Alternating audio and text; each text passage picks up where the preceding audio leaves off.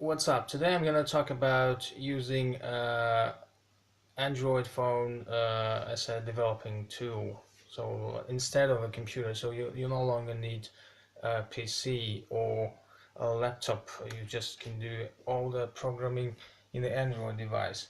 For convenience, you can use device like this. This is a tablet with a Bluetooth keyboard, but in extreme cases you can even use things like this. So it's not so convenient, but you can type your commands right here, sitting somewhere on the bench in the park, like for example, and you have a full functional computer in your pocket. There's nothing else you need. Of course, you can use TV with this, so connect with Bluetooth or with the things like this, and Bluetooth keyboard, and it will make your development convenient as you will be using a normal PC computer. But with these things, is a little bit different story. I don't want to go off topic, but I would mention that these things started.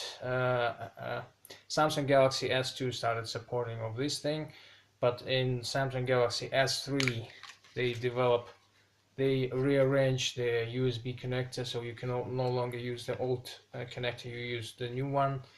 And in Galaxy S4, it was supported, and S5 they no longer support this. So they go away from their own standard because I guess they think everybody has a modern TV and just use Bluetooth connection instead of this kind of adapter.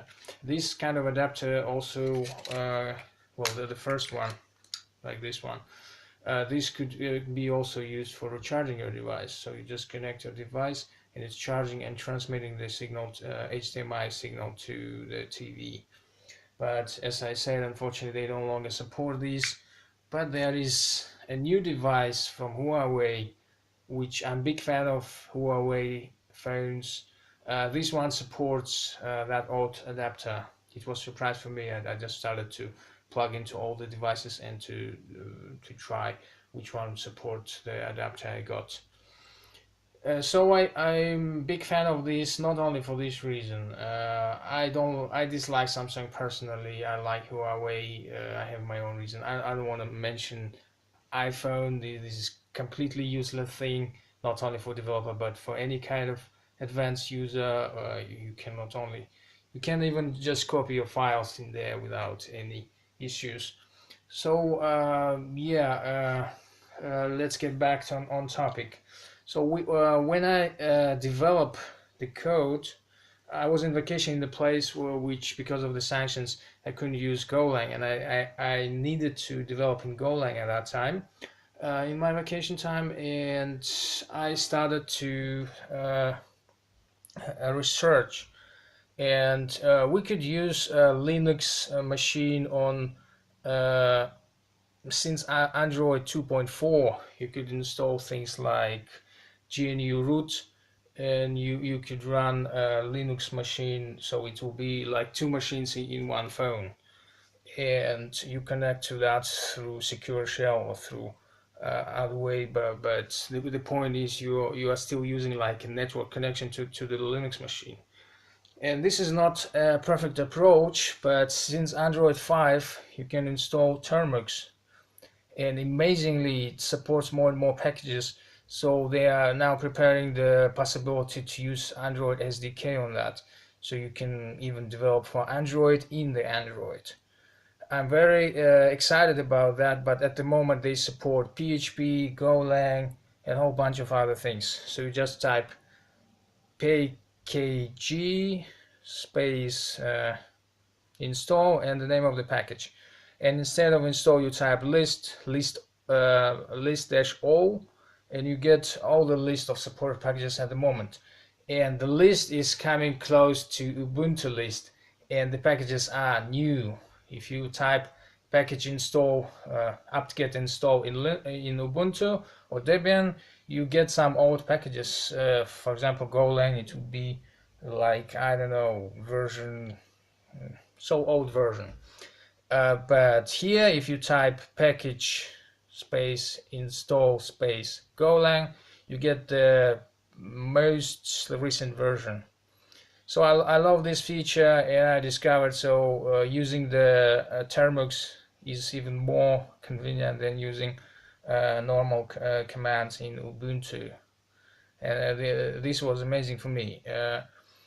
Let's get started. I'm gonna show now how to install PHP and Symfony and get Symfony running on your phone.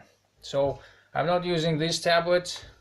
It would be very easy to type the text. It's very convenient. It's even more convenient than using laptop. But I'm gonna do everything on this phone, so it would be very slow. I could ramble a lot about what I'm doing, and you can just pick it up, I guess. I'll try to update the description so you wouldn't have to bother to watch this video many times if you need to refer to something. But as I said, you don't need much now to develop PHP. All you need is Termux. No longer need to install Linux virtual machines. So let's get it started. On this thing we need to install, first of all, we need to install Termux so we could use the Linux environment. So Termux is a wonderful app.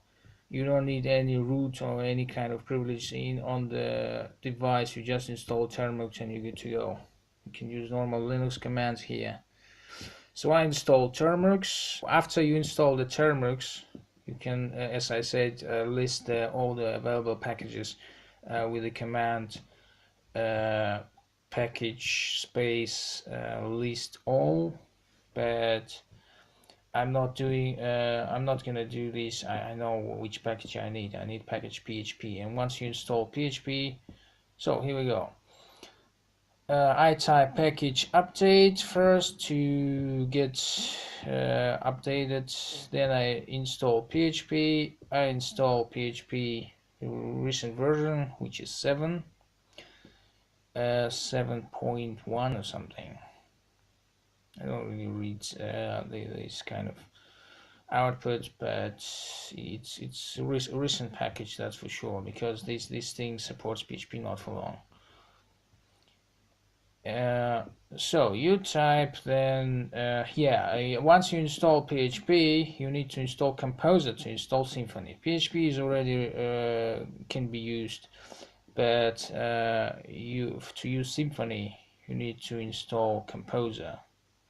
So I go to the web, I search for Composer, and I install the Composer right away. So first I create the folder PHP where I'm going to have my PHP things, all my files, including Symfony. I go to that folder, and now I need to install the Composer. So I go to the web browser, and in the web browser I already prepared the script which installs the Composer. So this Composer command which installs Symfony, sorry. But to run this Composer script, you need to install the Composer script. It's just a simple file. You need to copy this. So this is now it's already not Linux thing. This is a normal procedure of installation of Symfony anywhere. Open this page. This is a download page, and all I need is to copy all this text into the script and run this script on my machine. So this would install the Composer from the internet. So I need to use any kind of text editor. My favorite one is V. This is the reason why I enjoy Linux in Android, because I can use my good old V. I don't like text editors in Android in general, but V works just perfect, just the same like it worked 20 years ago. And 20 years ago, I could think like in 20 years some futuristic devices, but that I would have a Linux machine running in my pocket. This would be really fascinating at that time to know. Unfortunately, we didn't have those things at that time. So I save the file, then I have to give permission to run it, to execute it. Its name is ins from install. Now I execute the file, and this file downloads Composer for me. So Composer is ready now. Now I need the script to install Symfony using the Composer. So this is the script which you run in anywhere. It can be Windows, it can be Linux. To run it on my machine, I have to copy this and I have to type php space composer.phar,